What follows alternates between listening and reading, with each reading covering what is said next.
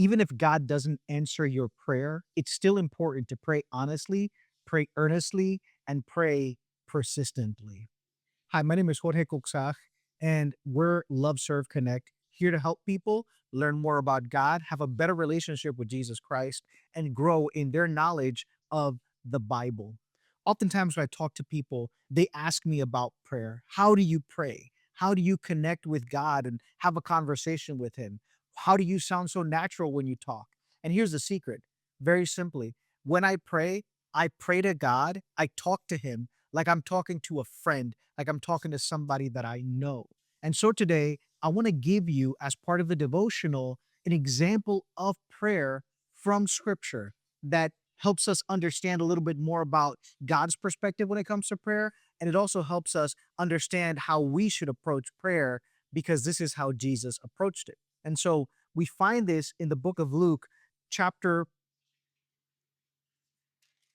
22, and we start in verse 39. So, Luke chapter 22, verse 39, it's a prayer that Jesus says to God in one of the most difficult moments of his life. So, chapter 22, verse 39, coming out, he went to the Mount of Olives as he was accustomed, and his disciples also followed him. When he came to the place, he said to them, "Pray that you may not enter into temptation." And he was withdrawn from them about a stone's throw away, and he knelt down and prayed, saying, "Father, if it is your will, take this cup away from me. Nevertheless, not my will, but yours be done." Then an angel appeared to him from heaven, strengthening him. And being in agony, he prayed more earnestly. Then his sweat became like great drops of blood falling down to the ground. When he rose up from prayer and had come to his disciples, he found them sleeping from sorrow. Then he said to them, "Why do you sleep? Rise and pray, lest you fall or you enter into temptation." So here are the three principles that we draw from this text. Number one, prayer is honest.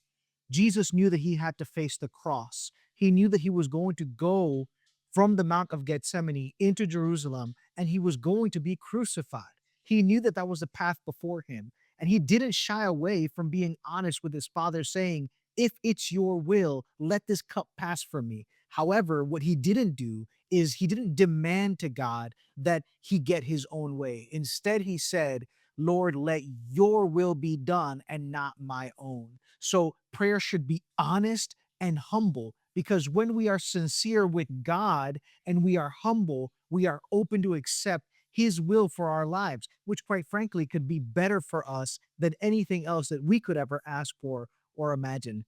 The second thing that we notice here is that his prayer was earnest. It was deep. He felt it from deep within himself. And the Bible tells us very clearly that he was sent an angel to comfort him in his moment of distress. Because God's promise is not that we're going to be without any trouble or that we're going to go through life without any difficulties, but rather, he said, "I will be with you." And the presence of God makes a big difference in our lives. It can mean the difference between standing in front of a Red Sea with an enemy Egyptian army to your back and dying, or standing in front of a Red Sea with an enemy Egyptian army to your back and a Red Sea open before you. If God is with you, that's all you need to face whatever challenges may come your way. And so an angel came to comfort Jesus. His prayers were earnest. The last thing that I want to draw from this particular prayer is that his prayer was persistent. Jesus didn't give up praying just because he didn't get his way. He continued to pray, although he stayed humble, because he did say, "Father, let not my will be done, let your will be done." So from this story, we can draw these three conclusions. Number one, prayer needs to be sincere and honest. Number two, prayer needs to be persistent. And number three, prayer needs to be earnest. If you need to grow in your knowledge of the Bible, make sure to like and subscribe to this channel.